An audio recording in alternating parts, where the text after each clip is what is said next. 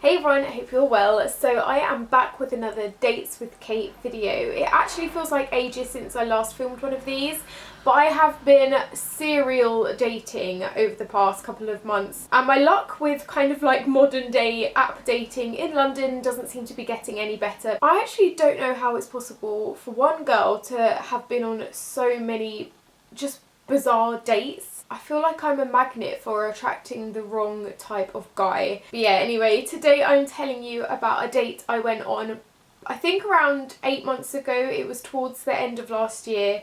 I do like to leave a little bit of time between me going on said date and talking about them, just because I am petrified of the guys finding these videos. Oh my god, if you're a date that I'm about to go on and you've googled my name and stumbled upon this, I am so embarrassed. So embarrassed. I also want to apologise because the light is going to keep changing in this video. I have got my lights and my studio stuff set up, but the sun has a mind of its own. I apologise. Okay, so rewind to the end of last year, kind of like around the Christmas period.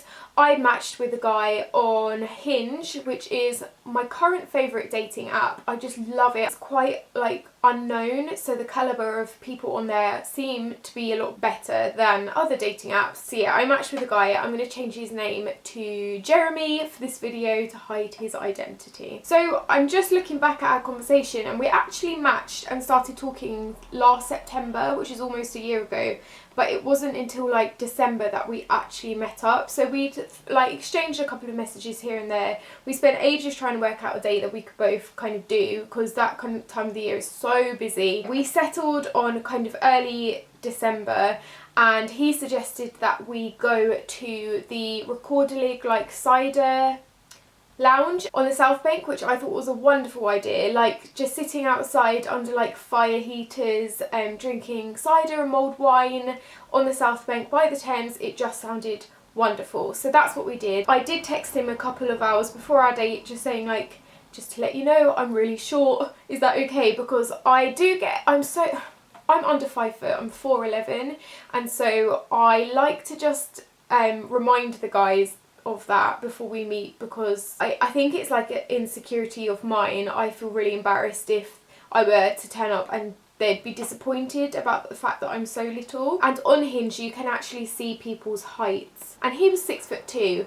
so I think I just wanted to like get that in his mind, and he seemed fine with it. So we met up and it was really nice, and we went and sat on kind of some puffy booths in like a big tent, and we were drinking mulled wine, and it was really lovely. So we were sitting down chatting, and he had a great job. It was really interesting, and he was just one of those people that I feel like I learned so much from. Like he taught me so much on that date. He had loads of really great like facts about things, and I love learning stuff from people. So for me, I was just like, this is a really great date. This is so random for a first date, but we were talking about like star constellations and like astrology and stuff, and he taught me that wherever you are in the earth, you will see different like star constellations. Like you won't see the same ones here than you would see in Australia. And even though that's so obvious, I didn't know that, and I was just like, wow, you are great, you know so many facts, and I love to date someone who can teach me things. We also spoke about my work, and I told him all about kind of my job. He seemed very interested about it. He asked a lot of questions, which was nice. There was one point in the evening where I went to the toilet and also went to get us some more drinks, and when I came back he was Googling me. I don't know how you guys would have reacted to that, but me personally, I was like, whoa, it freaked me out a little bit. And I actually sat down and said to him, if you're going to do that, like I might as well tell you I used to be engaged, and there's a rumour about me that I'm going on Love Island. Like, you're going to find all of that stuff out online, but wouldn't you rather hear it from me first? I don't know, it made me really uncomfortable because I do put my life out online. There is quite a lot of stuff that comes up for me when you Google me, and for him to do that on the date, I was like, at least wait until you get home. Like, I don't know, that for me was just like something that made me feel quite uncomfortable, but like he laughed it off.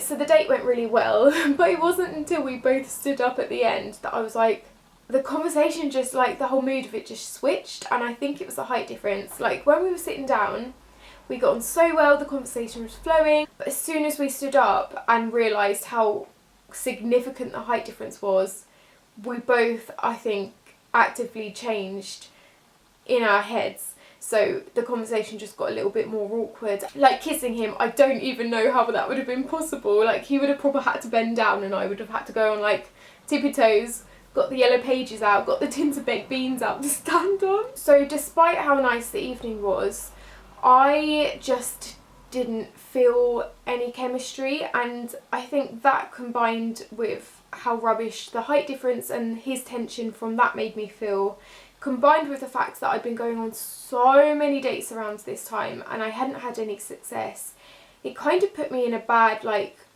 place on the way home from this date. Like I kind of started doubting myself because I was so actively dating and so going on so many dates, and I just wasn't meeting anyone that, like, I met people that I could have fun with and learn things from and that I knew were really nice, but there was just something missing. And I think this date, combined with everything else, kind of made me quite sad. So I'm going to read you this conversation that I had with my mum on the way home from this date, and I think it's quite telling about kind of the place that I was in at that time. I always text my mum after the date so she knows that I'm safe and that I get home properly. So I text her saying, at Stratford on the way home. Mum said, how did you get on? I said, he's nice but I don't feel anything. I'm numb, haha. Maybe I'm being too picky, mummy. He's really nice and geeky, but I just don't fancy him or feel anything. No butterflies or excitement or anything. And then my mum replied, no, because when you fancy them, you fancy them. He's not someone that you said or felt that about, so if he isn't otherwise very special, then there's no point pursuing further. Don't worry, one day your prince will come. I just thought I'd read that out to let you guys know that it's okay if you don't fancy someone initially, even if they're a great person and they're your type and you get on great. If there's no chemistry, if you don't feel anything, it's not your fault.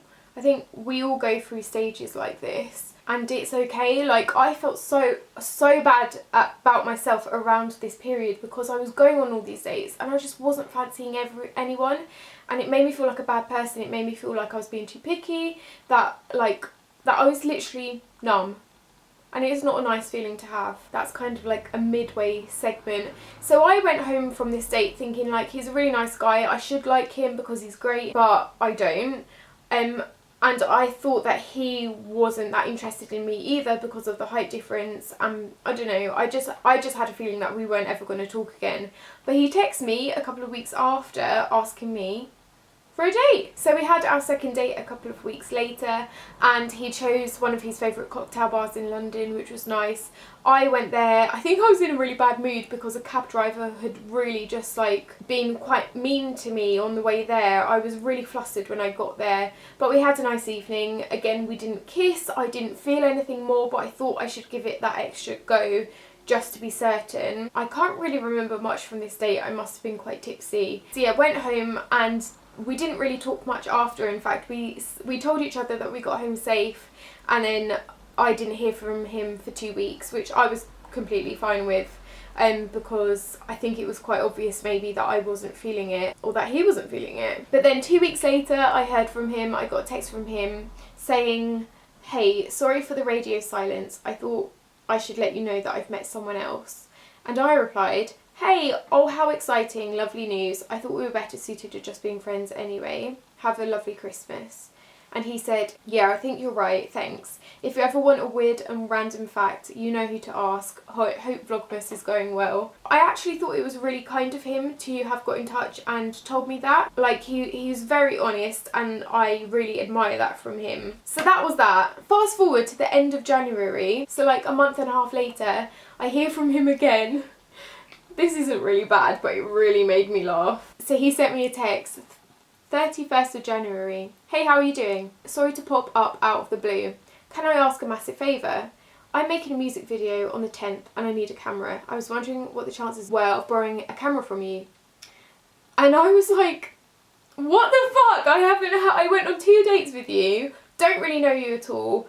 My camera, I'm so protective over my camera. Like, I wouldn't even let my ex use my camera without me being there because it's my job. Like, without my camera, this thing, I can't make videos. So if that breaks, which it has done before and I've been left in the absolute shit, then I'm without a job and I can't make money. So I was like, what the fuck? someone I went on a date with online, don't really know that much about, wants to borrow a camera. It just baffled me. I was just like, what? So I texted him back and I was like, no, I need it. I just replied to him saying, oh, I'm really sorry, but it's my lifeline. I can't produce content without it. I really hope you understand. There's loads of good places in London you can hire them out though for good prices. And he was like, yeah, thanks for getting back to me. But I was just like, is that normal? Like, I know that we got on well, but I wouldn't even lend my friend my work camera because it's my work. It's like someone else lending someone their work laptop to borrow. I don't know. Just for me, I was just like, what? Whoa. Let me know if you think I'm overreacting about that. But yeah, that was my date with Jeremy. I hope you guys have enjoyed this Dates with Kate video and found it maybe a bit reassuring if you're going through something similar and you're serial dating and you're not having any luck. Keep in mind that it happens to the best of us and it isn't your fault if you don't fancy someone even though you think you should. Do let me know down below if you've ever felt like this too. I think it'd be really nice to know that I'm not the only one. And in fact it's still happening now. Like, I'm going on so many dates and they're great guys, some of them are just bizarre.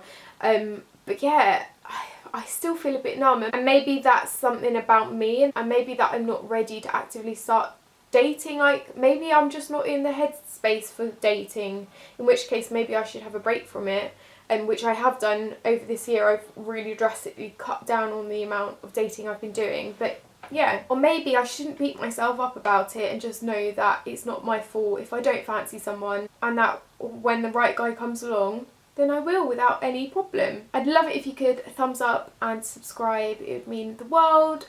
I will see you again next week. I'm gonna sneeze.